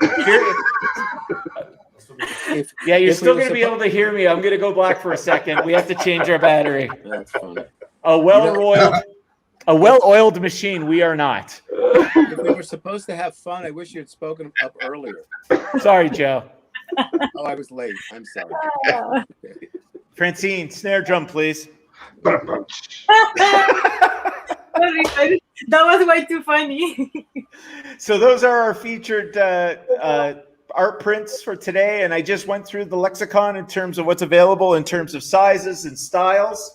Once again, just put claim in whatever piece you want. We'll go from there. And I understand that this is going to be able to be watched on YouTube and Facebook afterwards. So I'm sorry. if you're coming late to the game, Francine's got an example of her platinum. If you're late to the game, yeah, Francine, thank you for that. If you're late to the game, you can still DM myself or Jamie Miller or check out MBartist.com. Send us the DM and we'll take care of you. All right? Because we understand not everybody, 3 to 5 o'clock Eastern Standard Time is, oh, look at that. Anyways, all right, let's turn off those pictures and let's keep chalk and shop. So I have an interesting one, an interesting question to throw around. So, John, your heyday was the 90s. I never had a heyday. All right, when you thought you had a heyday. when I deluded myself. So here's my question. Let's talk about times before the dark times before the COVID. When you were in your heyday in the 90s, you were telling me stories about how you would go to conventions and just the industry was so hot. It was wrapped around the corner at that time. How would you equate the peak of the early 90s before the crash to right now? And I'm going to jump around to everybody on this. Well, when I do appearances, and again, it's been like over a year since I've done anything because of COVID, but there's still enthusiasm there, but it's a core group. You know, there's not all the ancillary people who kind of jumped on the bandwagon because of the hype. I mean, when I did that Marvel Mega show, the New York one in '94, and I woke up in my hotel room and Greg Adams, my inker, called me and said, "You need to look out the window." And I looked out in the parking lot and there were thousands of people wrapped around this building, the convention center. I said, "What's that all about?" He goes, "That's for us." I mean, that was the bubble. And right after that, it pretty much popped and then went down. But the passion is there. The love for the medium and the characters and whatnot is certainly there. It's just more intensified in a smaller group. Mustafa, let's jump over to you. I don't know, how far back, when did you start getting into the con circuit? What year? Oh, doing Comic-Cons and stuff? Yeah. Doing them regularly, probably 2015. Before that, I was just kind of a worker bee. You know, I'd work on pages that Marvel would send me or Image books or whatever, and that's all I knew about comics. And then I started going to Comic-Cons, and when I was a kid in the 90s, it was like in hotel ballrooms and stuff, and it was just guys doing free sketches sometimes or like really cheap sketches. And then I started noticing, wait a second, these guys aren't professionals. What are they doing here at this con? I was like, I should start doing cons. If these guys are doing fine, I have a pretty good resume at this point. I need to do cons. And yeah, that really helped my career a lot, actually. Bob, you've been around to see the ebbs and flows over time. What is your thought process in terms of how the industry has come along? I feel like it's a different industry every decade. I started back in the 70s. A lot of different genres. They had humor and monsters and sci-fi and westerns and romance and you name it. The big two publishers were publishing it. And I just thought it was a great era. And then it kind of narrowed down in the 80s more towards superheroes. But there was a lot of fun comics in the 80s. That's probably my favorite era is the 80s. 90s, you know, was the Image explosion and all of the card collectors getting into comic collecting, and it kind of like the balloon John was talking about. Kind of my worst decade in a way, and yet I was doing my best work, I feel. I finally was happy with the quality of the work I was doing. It took me a long time to get to where, my work up to where I thought it should be. And thought I was doing good stuff in the 90s.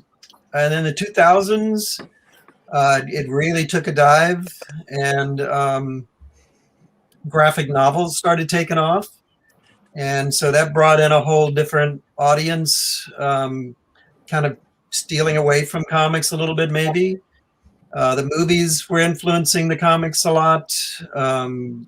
It changed a lot, but I quit reading comics, so I can't tell you much about the comics after 2000. So let's ask that. So Francine and Jamie, you guys are both artists, but you're not. You came around the con outside of the comic book component of it. Jamie, you're more of the pop culture artist, and Francine, you came through animation. What's your experience like in terms of engaging with the fans at Comic Cons? Jamie first. Amy. No. Oh, okay, fine. Let's see.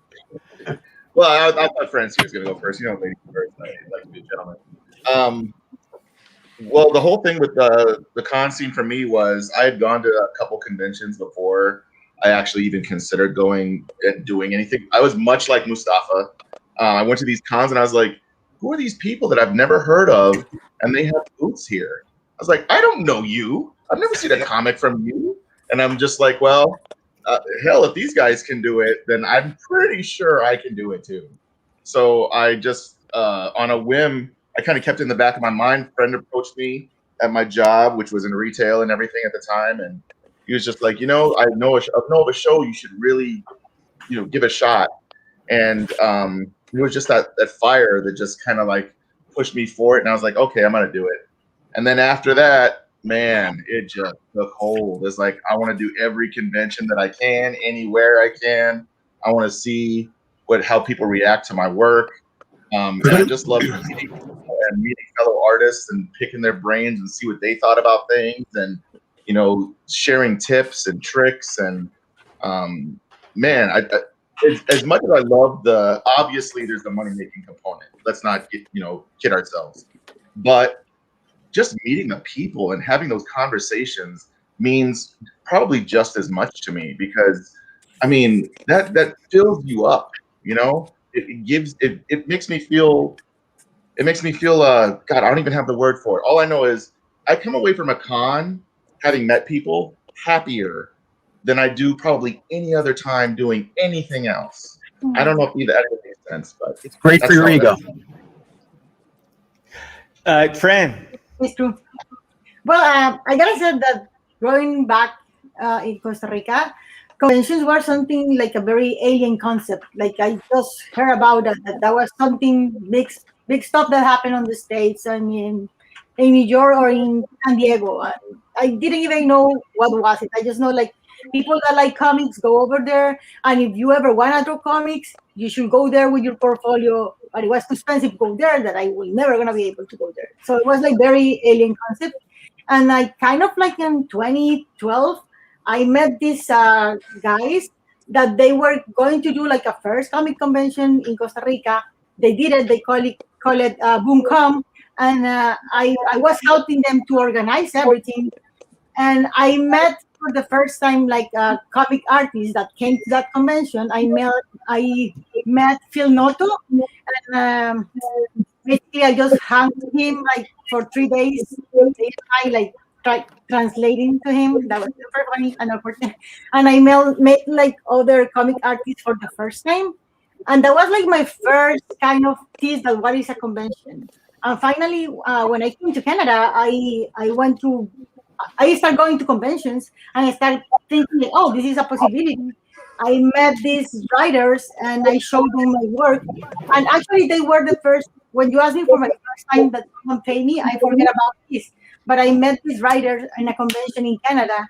I showed them my work, and they hired me to work on one of their books. That was the first time someone paid for me to do comic work.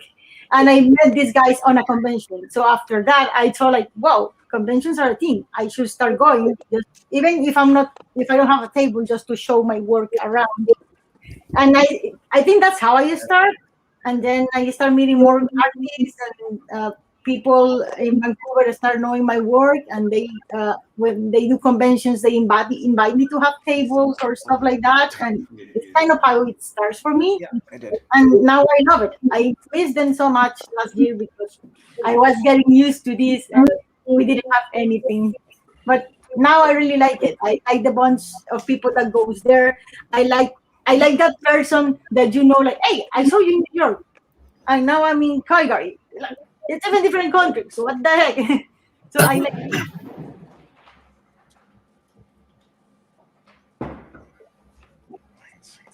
Something. Sorry, guys. I just lost power over here on my laptop, so I can't hear anybody. So I'm just gonna dovetail it over to Chad. Chad, how about you in terms? Same question. I always attended shows before I was a professional. So I remember being the kid on the other side of the aisle, looking at like everybody's artwork and wanting so bad to have the money to buy that artwork. And I could never really afford it. And then going as a professional, I remember going to my first show, and I literally went to the show and I had nothing. I didn't bring a sketchbook, I didn't bring a pencil, and Joy actually had to fly out and bring stuff because I was like, "Hey, Joy, everyone's here and they all have they're all drawing pictures and I'm just sitting at the table." So my wife came, and that was Steve Miner's show in Seattle, Washington, and that's back when I was on Warlord with DC, and then I started going, and I felt pretty lucky if I made a couple $100. I think you're gonna have to let me. And then Harley hit, and all of a sudden it was Nutsville. It was like drinking from the fire hose, and it's sort of been that way ever since. I thought things would calm down after Harley, after I left the book, but it really hasn't. I'm really grateful to DC for that opportunity because what happens, it exposed me to a lot of people, and now I have a lot of fans following my work, and that's always fun because it's just another level of freedom. With Temerity, the Kickstarter that's ending in a couple of days, this is the first Kickstarter I've ever done. Well, I will make more on my own creation that I did working for Marvel or DC, and for me that's a huge milestone. That means I get to make a lot more creator-owned stuff that's mine, and I love the connection that happens with your fans, especially on Webtoons. But yeah, going to conventions now, it's a lot of fun. I've been doing it forever, and now that you're a professional, it's I talked about Arthur Adams. I got to sit next to Arthur and Joyce. And it's so funny. I did this in Sacramento, but it's so funny because Arthur would recognize me as the crazy fan that he. there were times where he was just like, "I'm on my lunch break. Leave me alone," But we got to actually sit next to each other, and then after we got to talk all weekend, I think he no longer views me as quite the crazy fan, but like the semi, anyway. But it was fun, and his family's lovely. Joyce is lovely. His daughter's lovely. So yeah, it's just sort of a dream for me. Working in the comics industry is a dream come true. This is what like I said, I've wanted to do this since I was 12, and it's like getting paid to play every day. I just wish it had better healthcare, better benefits. I think we have to pull an Alex Toth and just drop at my at my drawing desk, but. I think I'm okay with that. So, how about you, Joe? Oh, good, because I have to leave now. Oh, do you? Okay, great. Yeah, I do. What's the question? I was taking a nap. I lost audio for half of it, so I think I've kind of forgot the question. The question was the ebb and flows of Comic-Cons over the years. What have you noticed, and what have you enjoyed about it? They got bigger, they got slicker, they became more about the people who star in movies and TVs than we who created their damn roles. It's nice for people to think that we're swell and great and wonderful and influenced their childhoods and, you know, made their lives a better place. That's all very gratifying, and we get to go to McDonald's afterwards and nobody cares who we are. And I was shocked to find out that we have groupies, but the problem is they look like John Hebert and Chad Hardin. Hey, don't knock it till you try it, Joe. I'm not trying it twice. That's all I anyway, Snare. I love her, Joe. I do have to go. See you fun and happy kids next week. Okay, bye-bye. Okay, Joe.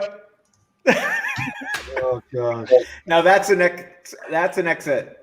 Okay, next idea. Next week you give him the microphone. Just talk. It's hilarious. Is it just me, or did you just pull a George Costanza? Yeah, you totally did. Oh yeah. Yeah. I'm out. That's my story. Good night, everybody. But there's still a half hour left. So, guys, that's the beauty of this show. The artists can come and go as they please. This is how I quickly become the only one here. Hey, it's better in jail. Yeah, talk to me about it. All right, so let's geek out a little bit. Has everybody been following the WandaVision? Yes. Yeah. Yes. Who hasn't seen last Friday's WandaVision? Ooh. Okay, Bob, do you care? No. No. John, do you care?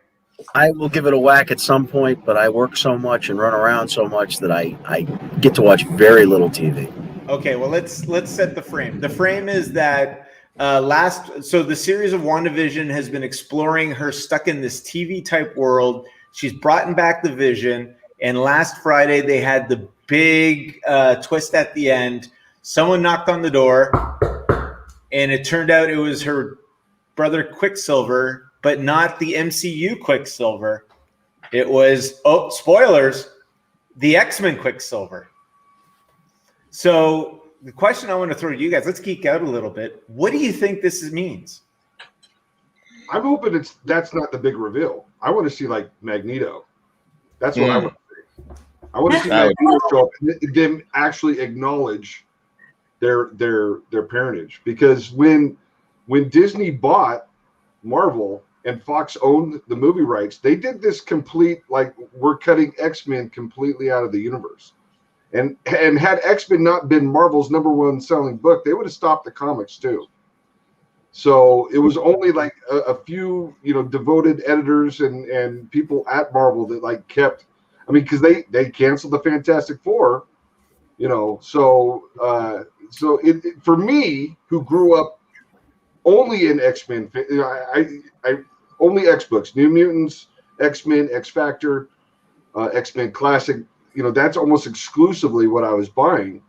And to watch Disney come in and try and just like almost Thanos wipe them out, I found the storyline very ironic, because that's what Disney did. Disney was Thanos. They were wiping out half of their universe because they couldn't make movies out of them.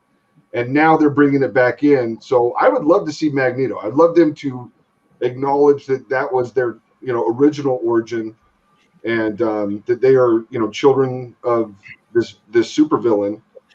And that would be the big reveal for me. Yes, but I'm hoping that happens. We still have 3 episodes left in the season, right? 3 left. Yeah. So here's the question: which Magneto? It's got to be. Oh, you know what? I'll take you. I love Fassbender, but I would much rather see Sir Ian. But I'll take either. Fassbender is awesome as well. To me, he looks the same age as Wanda. Yeah. So you know what I mean? Like comics don't discriminate. I'm just saying. Bring in Patrick Stewart and Sir Ian, and that would be epic to me. Quicksilver was like, oh, cool. There's only 3 episodes. They are not going to do so much in 3 episodes. Oh, but it's dovetailing into Doctor Strange. Yeah. So they're going to have to bridge it somehow. Mustafa. Yes. What do you think? I don't know. I think they're probably going to recast Magneto and Professor X.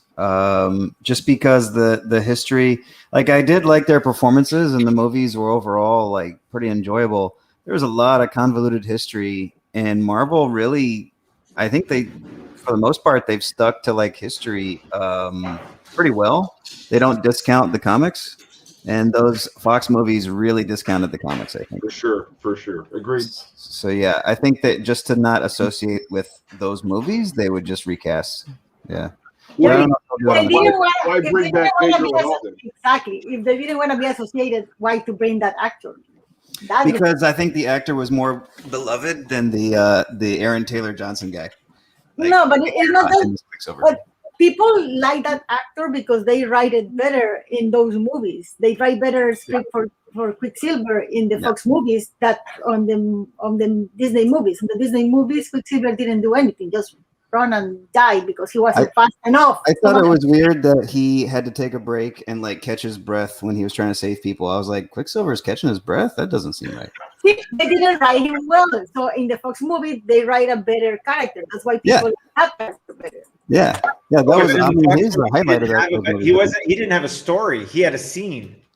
In Yeah. each movie, they gave him one scene, and then they either broke his leg or sent him home. Yeah. Most powerful character. Let's It send him. was way too powerful. Way too powerful. Yeah. He would make the movie last 5 minutes. Jamie, you stepped out to catch up on the episode. I'm thinking. What do you think? Oh no, I had to. There was a delivery at the door. I had to get my new toy. Well, hey, I got to stop the show for General Thrawn. Or Admiral Thrawn rather. Well, okay, so the whole thing with the Quicksilver thing was, it took me by surprise because as I was watching the episode, I was like, okay. I told my wife, we were sitting there watching. I'm like, you know, it's gonna be some guest star or something like that. I was like, it's either gonna be Tony Stark in some guest shot, or it's gonna be. I thought about Magneto, and I thought it's gonna be your brother. Like, you watch, it's gonna be your brother. And then when it turned out to be the actor from American Horror Story, I was like, yeah, that just blew my mind. Just blew my mind. I was like, so does this mean that in the MCU universe that the X-Men are like kind of like a, I don't know, like a TV version or something that she has seen and she's pulled to her universe? Because how would she know about this particular version of Quicksilver? I was trying to put the whole thing together, but I was like, does it mean there's a multiverse and there's a different version of Quicksilver that somehow she's come across? That really like blew my mind. It's like I was like talking so much, and my wife was like, "Just shut up, and let the show." So here's my 2 cents. I think Kevin Feige saw the success of the TV Flash's Crisis on Infinite Earths and said, "Hold my beer." And because if you look at the casting sheet for Spider-Man 3, there's 3 Spider-Men. Well, and let's face it, that's what Marvel's good at. Watching what DC does and seeing what works there, and then just coming back and one-upping them at their own game. So that would not surprise me in the least. And it would make sense that they tackle Crisis on Infinite Earths Marvel style, because that's what DC's actually known for. So for them to come in, I mean, it's just like with you know, DC missed such an opportunity to introduce Darkseid. Now, if they do Darkseid in the DC movies, everyone's going to be like, oh, that's a bite off Thanos. When we all know that Darkseid was for, you know, anyway. Always remember, though. Always remember. I'm sorry. I didn't mean to interrupt. No. Go ahead, but. Always remember, though, DC was the king of the multiverse, going back to the late 60s, early 70s when they first established Earth 2. And it was real neat at first, and it got bigger and bigger, and it was neater, and then all of a sudden, 83, boom, Crisis on Infinite Earths. Shameless plug. And they had to clean it up. Now, and that was just amongst comic book fans, dedicated comic fans. The movies, the TV, is not just comic fans. It's the casual viewer. How fast are they going to get tired of this and go, this is too much? You know, this is what people mock. At some point, I think the mass media stuff's going to have to do a house cleaning too and decide where they want to fall. My 2 cents. And maybe that's part of. Let's face it, the Warner Brothers styles of movies, they're not even trying to do what Marvel's doing. Because and and I'm gonna tell you guys right now, and I'm a geek, but I have stopped going to the Marvel films, unless they're a big one. Because I'm sorry, I'm not one of these guys that just because it has a Marvel name on it, I accept it. I mean, let's face it, there have been some really bad Marvel films. Nobody wants to admit it. Nobody wants to admit it. Ant-Man and the Wasp. Oh yeah. We got one admission. I'll admit it. Anyway, but anyway, you can't say that, or you're gonna get a lot of you're gonna get a lot of tweets. But anyway, a lot of bee stings. They blackball you and kneecap you, kind of like me. Yeah. All right. Yeah, you got to stay positive, man. There's an interesting question there that Chad brings up, and I want to segue and bring Bob in. Bob, speaking of the DC Marvel one-upping each other, what is the one that sticks out in your mind the most? What, the one movie? No, just in general. Like Chad just outlined how DC and Marvel have a historical distinction of always trying to one-up each other. Darkseid begot Thanos, and like Quicksilver and the Flash. What is the one-up that, in terms of that you have knowledge of, that sticks out the most for you? I'm looking for a story, Bob. I mean, I don't really know because I didn't read The Killing Joke, but Kraven's Last Hunt, that storyline that I did with Mark DeMatteis and Mike Zeck, that was submitted to DC first, and they actually turned it down. That was one of the best Spider-Man stories ever. Yeah, it's a great story, and I was very happy and lucky to work on it. But DC had their shot at that and actually turned it down, and then look what Marvel did with it. Yeah, actually, it was submitted to DC for which character? No, I'm wondering. That was supposed to be Mark Badger originally, wasn't it? At DC? What, the artist? Yeah. I don't know who he had connected to it as an artist. I just talked to Mark about the story. So I know Mark Badger did some production paintings for it. There's a couple Batman, Hugo Strange, Joker paintings floating around. Yeah, it's a long story, the development of that, from when he took it to DC and then how it finally ended up with Kraven, because Kraven was certainly not a major character at that time. And Mark, I don't think he was his first choice, actually, after bringing it to Marvel, but he ended up with him and did great things with him. Oh, that was amazing. I think you're really meeting the meat of that story. So the DC, it was supposed to be Batman and Joker, and they turned it down. Strange. And then it went over to Marvel, and they said, okay, we'll take it. But who was the first character they wanted to put in that story? You really should talk to Mark, because it's a fascinating story, but I just don't remember it all. Oh, you told it to me. It was Captain America. You said it was a Captain America Red Skull story. That's right, yeah. Man, that would have been awesome too. Gosh. Yeah, I can see that. But they kind of did it with the Cosmic Cube thing, so that had been done. Yeah, but Bob doesn't remember this, but so essentially it got nixed for Cap because Mike Zeck was doing it at the time, correct? Yep. He was doing Cap at the time. And yeah, they were going through basically every roster character, and it finally landed, all right, how about Spider-Man? But the problem with Spider-Man is they started trying to match it with the villains, and they're like, nope, can't do Doc Ock, can't do Lizard, can't do Mysterio. What about this Kraven guy? So I think they just worked their way through the Sinister Six and basically picked the least one that was ever used. Yeah, pretty much, which helped because he was kind of a blank slate and he could do what he wanted with him. Yeah, he was that story. He was a way better villain than he'd ever been in his swan song that he has ever before or since ever. And it's ironic because originally that part was Hugo Strange in the original concept. He was going to take over the Batman part. And if you remember when Steve Englehart and Marshall brought him back in the 70s, he was kind of a blank slate. He was exactly that position. They brought him back. They made him cool. They killed him off. Then he got better. Yeah.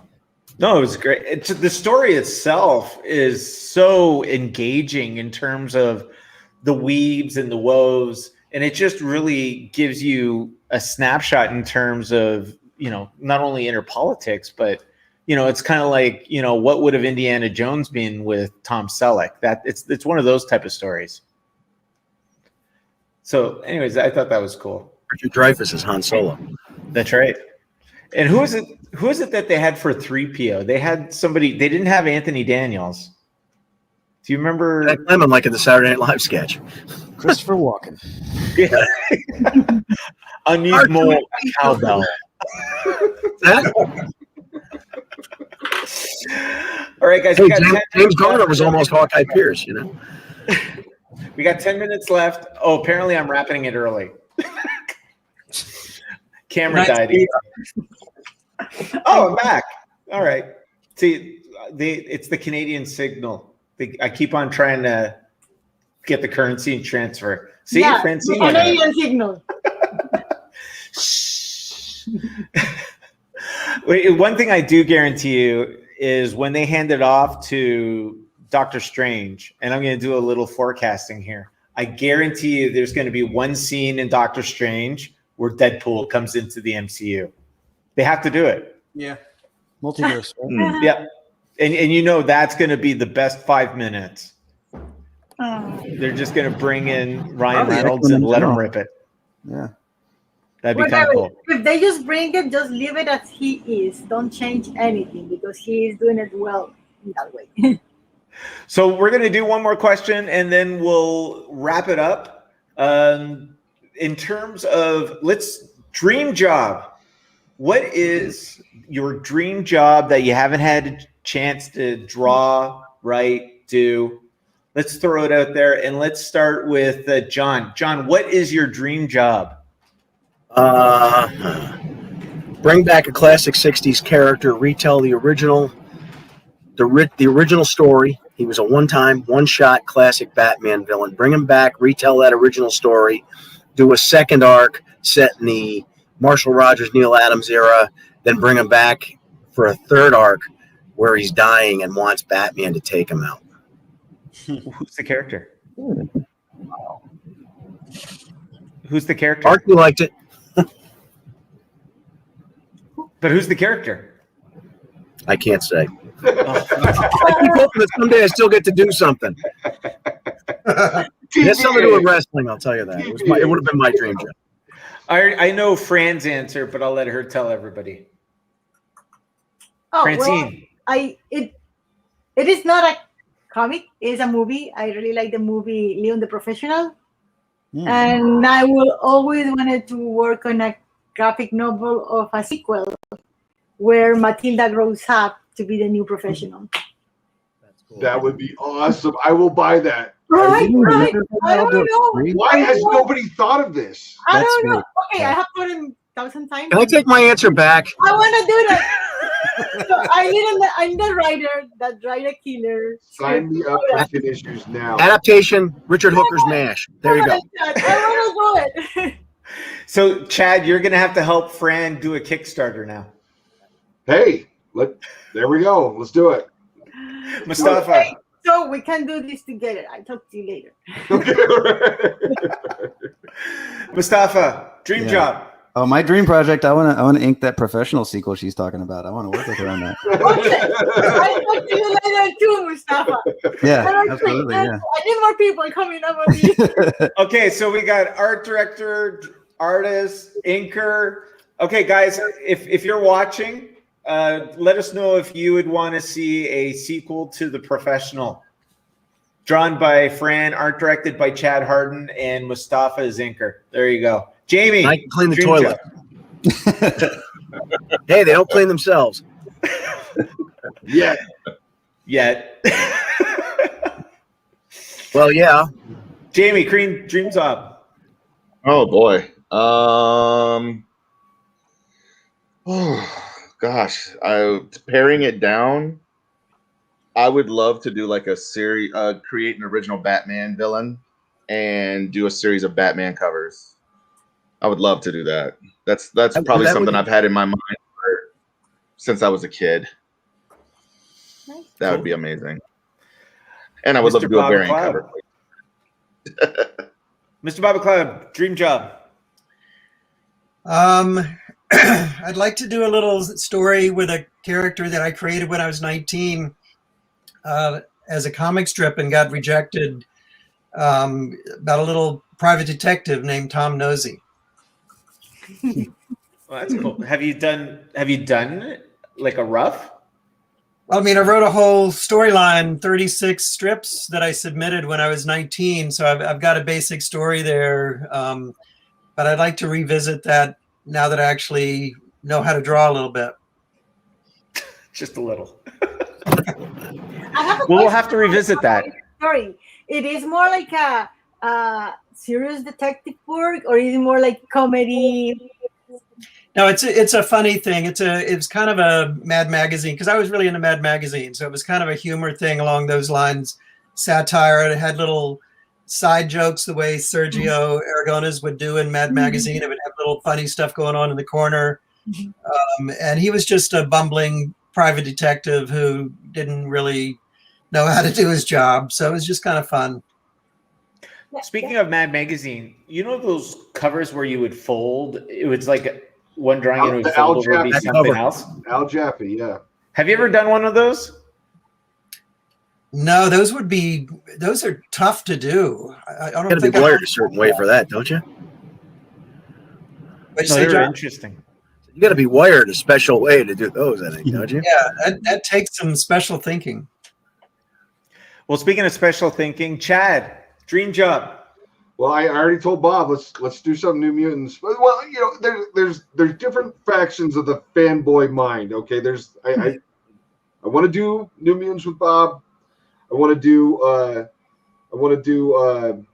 obviously I want to do my creator-owned stuff. So I'm following the Todd father that way. You know, listening to his advice on independent books and creator-owned stuff. He was absolutely right, man. He gave me a lot of good advice that I didn't listen to till too late. But I'm listening now, Todd. I'm listening now.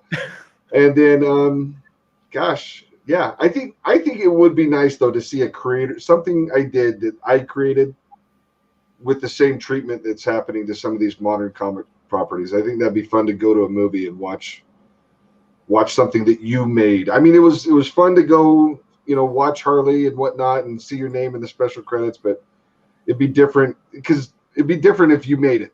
Mm-hmm. So, Bob, did you have that feeling when you watched New Mutants? I'm not going to go there, Steve. No comment. No comment. Well, if I may chime in, Fran and I had this conversation when she said, I want to do a sequel to The Professional. I immediately went further down Luc Besson's library and I said, I have an idea for The Fifth Element. Oh. Because I always thought, okay, if she's the fifth element and she just learned about love and everything, that's kind of like letting the genie out of the bottle. So how do you put the genie back in the bottle? I always thought that was a good idea. Anyways, so that's our first show, technical glitches and all. I want to thank everybody who's watching out in Streamland. And I want to thank Francine Delgado, Mostafa Moussa, Bob McLeod, Jaime Coker, Chad Hardin, John Hebert, and the recently departed Joe Rubinstein. I want to thank everybody for coming. He just left, guys. He didn't die. Recently departed. He's going to get out of the net now. Beautiful, John. That was beautiful. You know what's going to happen? Fox News is going to be like, this just in. Yep, this just comic in. book legend Joe Rubinstein has died. And Bob will laugh and laugh and laugh. He's back in the ether. And so will Joe, and then he will strike me. But guys, this has been fun. I want to thank you for your patience, and I promise that this is going to get better as we move on. And I hope you guys had fun. And I know I'll be talking to a lot of you during the week. And next week, we're going to do the top 10. We're going to show everybody what are the top 10 prints. And we're going to go from there. So I hope you all come back now. You hear? All right, we'll see you Thanks, guys. everybody. Good night. All right. Safe. That's a wrap.